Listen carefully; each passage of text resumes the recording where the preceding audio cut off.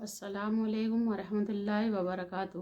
ہم بیان لے کر آئے ہیں قاری محمد حنیف کا یہ بیان شب معراج، ہمارے حضور صلی اللہ علیہ وسلم کا یہ بیان شب معراج۔ آئیے چلتے ہیں بیان کی جانب۔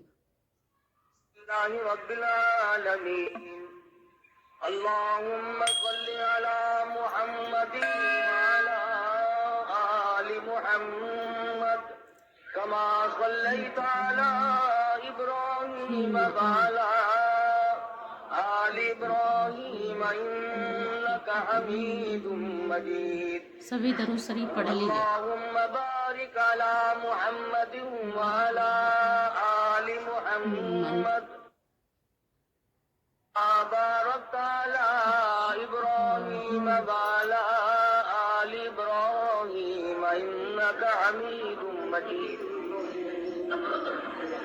بند ہو گیا، بند ہو گیا۔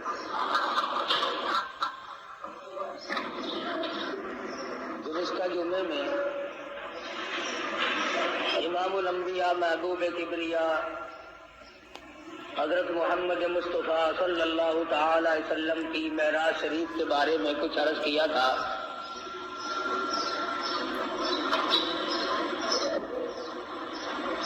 خداوند کریم نے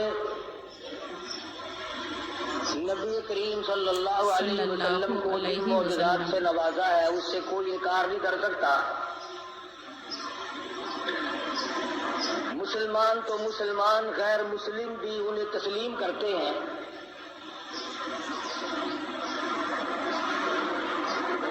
حضور اکرم صلی اللہ علیہ وسلم معراج شریف کی رات میں، ملاقات والی رات میں، ان مقامات سے گزر رہے ہیں جو اللہ پاک نے معراج والی رات میں امت کے اعمال کے نتیجے کے طور پر دکھلائے۔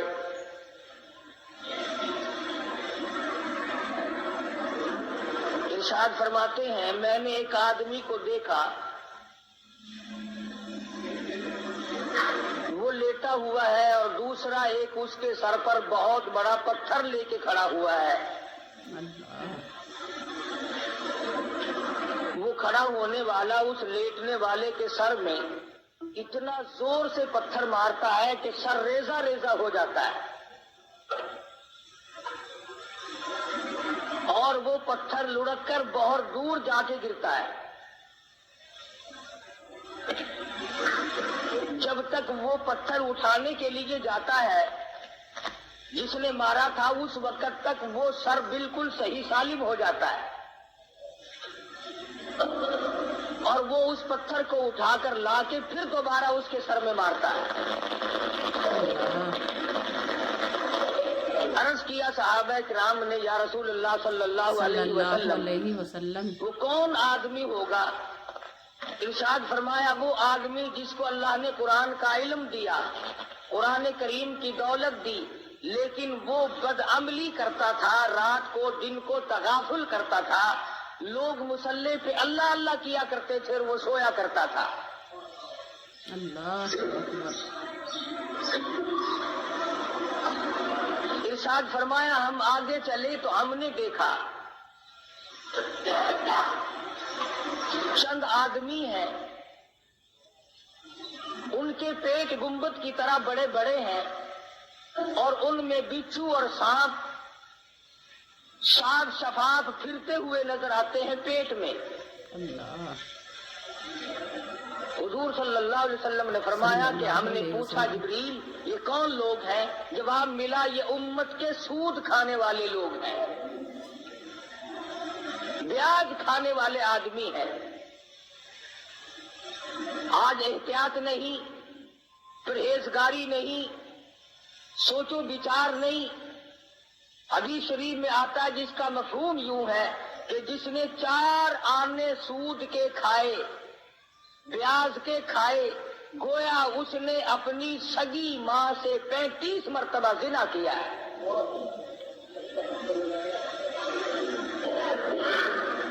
آج لوگ اس کو منافع کہتے ہیں۔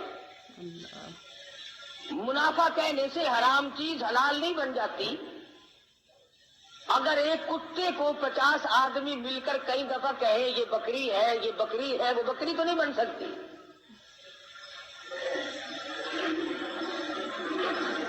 ارشاد فرمایا مدنی کریم صلی اللہ تعالی علیہ وسلم نے، ہم نے ایک آدمی کو دیکھا جس آدمی کو جنت کے دروازے کی طرف سے اس کا نام لے کر آواز آئی، وہ دوڑ کے اس کی طرف گیا، اس کے جانے سے پہلے وہ دروازہ بند ہو گیا۔ پھر دوسرے دروازے سے آواز آئی، اس کی طرف دوڑ کر گیا، پھر وہاں سے بھی بند ہو گیا۔ پھر تیسرے دروازے کی طرف سے آواز آئی، یہی جنت کے ہر دروازے سے آواز آتی ہے، وہ دوڑ کے جاتا ہے تو دروازہ فوراً بند ہو جاتا ہے۔ پوچھا گیا یہ کون آدمی؟ ارشاد فرمایا مدنی کریم صلی اللہ تعالی علیہ وسلم نے، یہ وہ آدمی ہوگا جو دین کے معاملے میں لوگوں سے دھوکہ کیا کرتا تھا۔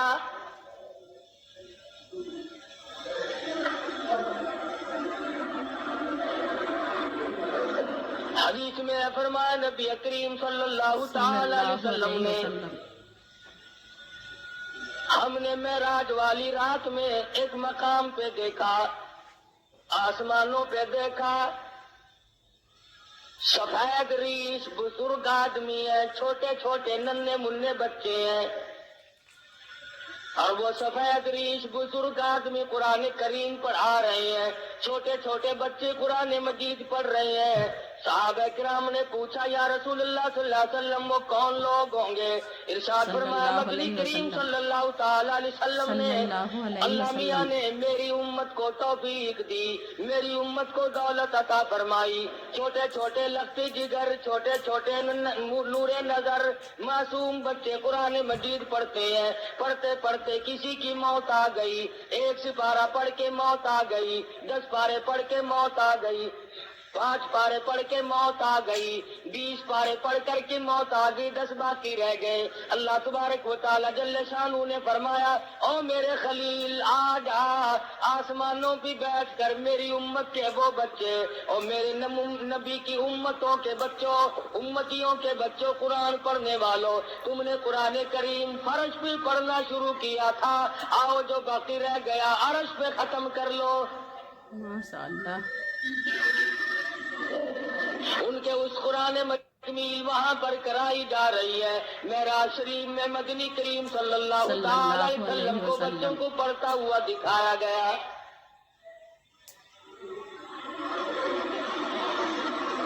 سرکار مدینہ صلی اللہ تعالی علیہ وسلم براق پہ سوار ہے، بیت المقدس میں تشریف لے آئے۔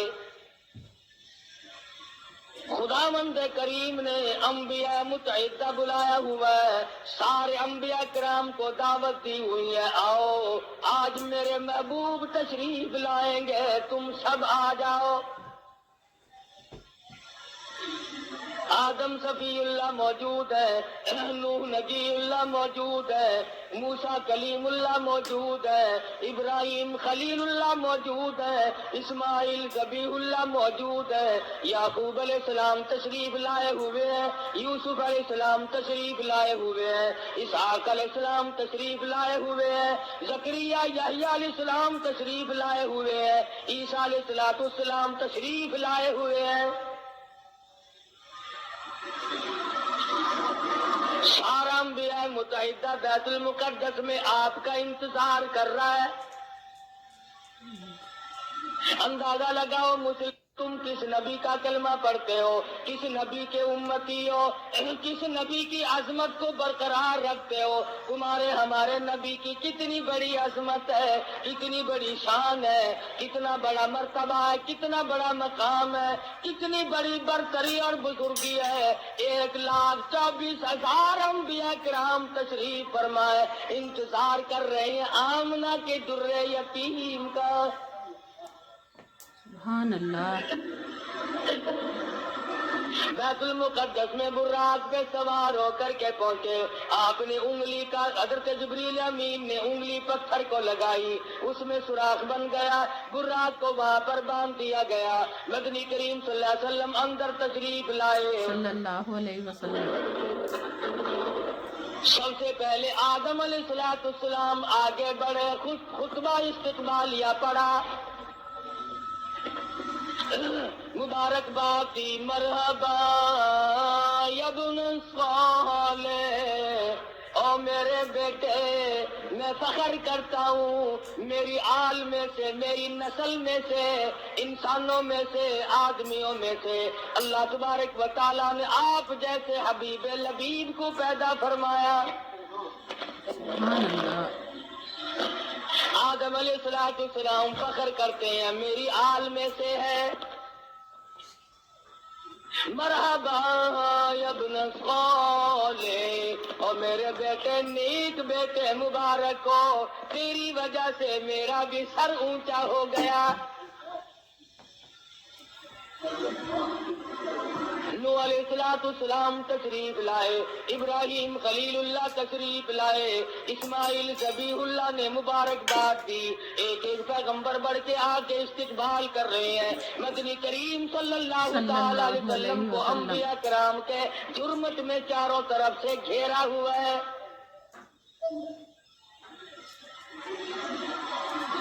معلوم یہ ہوا آدم علیہ السلام کا یہ بھی عقیدہ کوئی نہیں کہ مدنی کریم صلی اللہ علیہ وسلم ہر وقت ہر جگہ موجود ہے۔ اگر پہلے سے موجود ہوتے آدم علیہ السلام کھڑے ہو کر استقبال نہ کرتے۔ اللہ اکبر۔ ابراہیم خلیل اللہ کا بھی عقیدہ نہیں، موسیٰ کلیم اللہ کا بھی عقیدہ نہیں، عیسیٰ روح اللہ کا بھی عقیدہ نہیں، تمام پیغمبروں کا، انبیاء کرام کا، رسولوں کا کسی کا یہ عقیدہ نہیں۔ حضور تشریف لائے تو سارے نبی کھڑے ہو گئے۔ سبحان اللہ۔ حضرت جبریل امین نے اذان دی، جبریل امین نے اذان دی بیت المقدس میں۔ آدم علیہ السلام فرماتے ہیں کہ میں سوچ رہا تھا میں ابو البشر ہوں، میں انسانیت کا ابا ہوں، سارے جہان کے لوگوں کا میں باپ ہوں، آج نماز پڑھانے کا منصب مجھے ملے گا، آج امامت کا سہرا میرے سر بندھے گا، میں سارے جہان کے انسانوں کا ابا ہوں، میں سب سے بڑا ہوں، سب سے پہلے پیدا ہوا ہوں، اس لیے امامت مجھے ملے گی۔ سیدنا نوح علیہ السلام سوچ رہے تھے مجھے ملے گی، میں نے اللہ کے نام کے لیے 950 برس مار کھائی ہے۔ اللہ ابراہیم خلیل اللہ سوچ رہے ہیں میرا نمبر لگے گا، مجھے آج منصب امامت ملے گا، میں نے بڑی مار کھائی ہے، چیخا میں مجھے ڈالا گیا، میں نے بڑی قربانیاں دی ہیں۔ ہر کا اپنا اپنا خیال ہو رہا ہے، ہر نبی کا اپنا اپنا سوم ہے، اپنا اپنا دل و دماغ کی سوچ و بچار ہے۔ جب اذان ہو چکی اس کے بعد محمد مدنی صلی اللہ علیہ وسلم کو جبریل صلی اللہ امین نے علیہ وسلم مصلی کی طرف بڑھا دیا۔ کیوں بڑھا دیا؟ معراج جو ہے وہ 1000 مسئلوں کا حل ہے، 1000 مسئلوں کی صفائی ہو رہی ہے۔ آج یہاں پہ یہ مسئلہ بھی صاف ہو گیا کہ او آدم، بے شک تم انبیاء علیہ السلام کے بھی سارے جہان کے انسانوں کے تم ابا ہو، لیکن میرے نبی کی موجودگی میں تم مصلی پہ قدم نہیں رکھ سکتے۔ سبحان اللہ سبحان اللہ۔ نوح نبی اللہ مانتا ہوں تم نے میرے نام پہ بڑی مار کھائی ہے، اور آج مسئلے بھی تو صاف کرنے ہیں۔ کالی کملی والے صلی اللہ علیہ وسلم کی موجودگی میں اے نوح علیہ السلام تمہیں مصلی پہ قدم رکھنے کی اجازت نہیں۔ ابراہیم خلیل اللہ ٹھیک ہے آپ نے میری توحید کے لیے بڑی بڑی مار کھائی ہے، بڑی بڑی تکلیف اٹھائی ہے، بڑی بڑی پریشانیاں جھیلی ہے، مگر کالی کملی والے صلی اللہ علیہ وسلم کے ہوتے ہوئے آپ کو مصلی پہ قدم رکھنے کی اجازت نہیں۔ ذبیح اللہ کو اجازت نہیں، کلیم اللہ کو اجازت نہیں، عیسیٰ روح اللہ کو اجازت نہیں۔ یہ مسئلے صاف کر دیے گئے، جہاں میرا نبی موجود ہو، نماز پڑھانے کے لیے تیار ہو، مصلی کے بالکل قریب ہو، کسی کو مصلی پہ چڑھنے کی اجازت نہیں۔ آج یہ لوگ کیسے دو رنگے مسئلے کرتے پھرتے ہیں کہ نبی، ہمارے نبی حضرت محمد الرسول اللہ صلی اللہ علیہ وسلم ہر وقت موجود ہے اور ہر جگہ موجود ہے، اور مولوی مصلی پہ کھڑا ہو کر کے پھر دندناتا ہے، لوگوں لکھ کے لے جاؤ، یاد کر کے لے جاؤ، پکا کے لے جاؤ، درنگی چھوڑ دے یک رنگ ہو جا، یا سراسر موم ہو یا سنگ ہو جا۔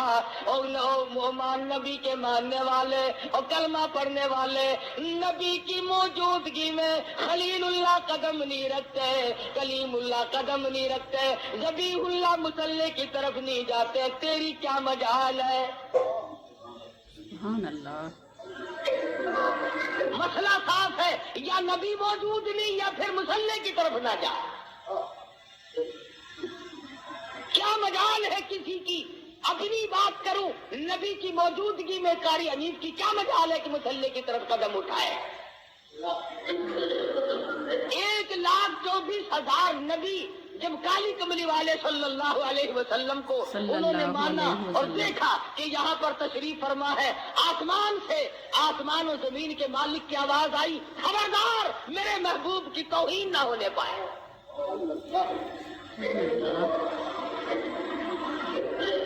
جب نبی موجود ہوگا مصلی پہ کسی کو چڑھنے کی اجازت نہیں، اور جب نبی موجود نہیں ہوں گے تو مصلی پہ آپ اور میں، ہم سب جو اس کا منصب کا اہل ہوگا وہ چڑھ سکے گا۔ پتہ چلا کہ ہر وقت اور ہر آن، ہر گھڑی، ہر لمحہ، ہر جگہ نبی موجود نہیں۔ اگر نبی موجود ہے تو یہ بیت المقدس میں انتظار کس کا کر رہے ہیں؟ یہ آدم علیہ السلام، یہ نوح علیہ السلام، یہ سارے نبی کس کا انتظار کر رہے ہیں؟ وہ یہاں نہیں تھے جبھی تو انتظار ہوا۔ اور پھر سارے نبیوں نے اکٹھے ہو کر کے کیا کیا؟ کوئی دنیا کی طلبگار نہیں بنے، دنیا کی طلبگار نہیں بنے، کچھ نہیں مانگا۔ اللہ تعالی علیہ وسلم نے نماز پڑھائی، سارے انبیاء کرام نے اقتدا فرمائی، سارے نبی پیچھے کھڑے ہو کر محمد مدنی صلی اللہ علیہ وسلم کے پیچھے آپ نے 2 رکعت نماز ادا فرمائی۔ نماز کے بعد جبریل امین نے آپ کے سامنے ایک دودھ کا پیالہ اور ایک شراب کا پیالہ رکھ دیا۔ مدنی کریم صلی اللہ علیہ وسلم نے دودھ کے پیالے کو اٹھایا اور نوش فرمانے لگے۔ جبریل امین نے آواز دی، یہ بھی آپ کی آزمائش اور امتحان تھی، اگر آپ دودھ کا پیالہ چھوڑ کر شراب کا پیالہ اٹھا لیتے ساری امت گمراہ ہو کے مر جاتی۔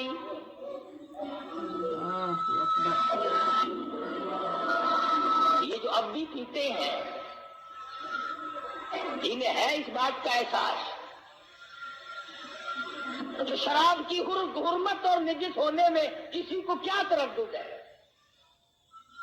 قرآن کریم میں جہاں شراب کی حرمت کا ذکر فرمایا انما حرم علیکم المیتۃ والدم ولحم الخنزیر وما اہل به لغیر اللہ۔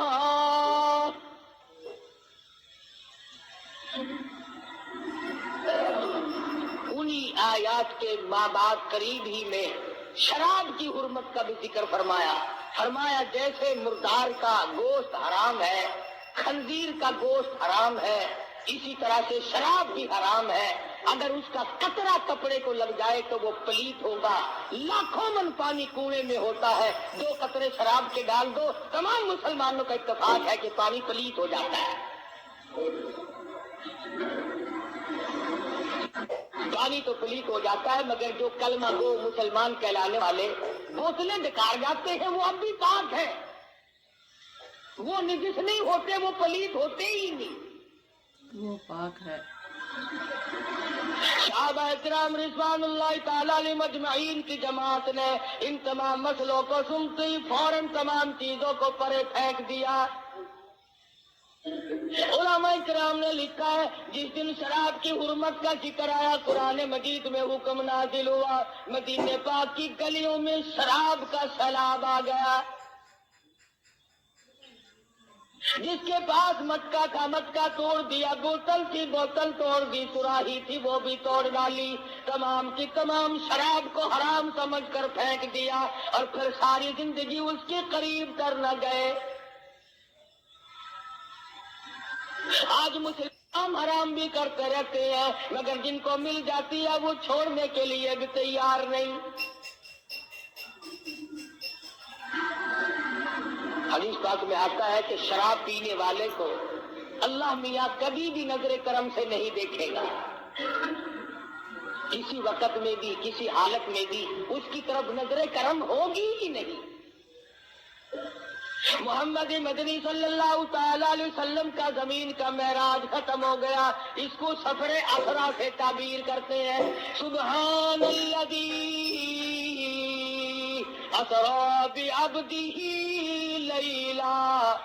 لیلا من المسجد الحرام إلى المسجد الأقصى الذي باركنا حوله لنريه من آياتنا إنه هو السميع البصير۔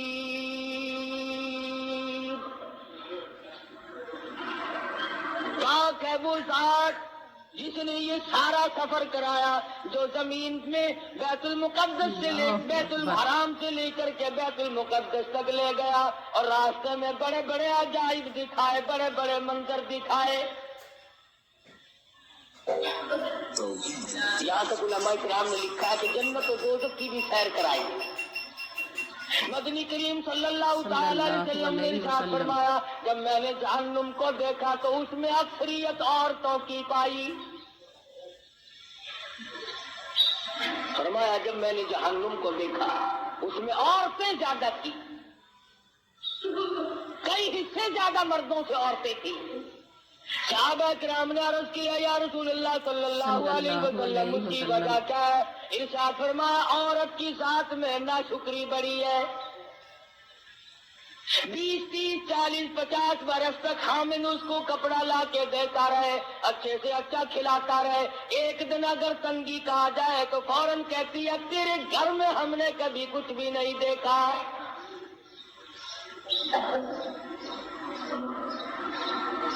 دوسری وجہ ارشاد فرمائی دینیات کے معاملے میں بھی بڑے پیچھے رہ جاتی ہے، نماز کی پرواہ کم کرتی ہے، خامد کی نافرمانی کرتی ہے۔ وہ اس بات کو اور سمجھتی ہے کہ جس کے ساتھ میرا نکاح ہوا ہے میں اس کی اجازت کے بغیر ادھر ادھر نہ جاؤں اور میں تمام تر معاملات میں اس کی غلامی کروں۔ ارشاد فرمایا مدنی کریم صلی اللہ تعالی علیہ وسلم نے کسی کو دنیا میں اللہ کے ساتھ کے سوا سجدہ کرنا روا نہیں، سجدہ کرنے کی اجازت نہیں، اور اگر کسی کو سجدہ روا ہوتا جائز ہوتا میں عورت کو حکم دیتا کہ وہ اپنے خامن کو سجدہ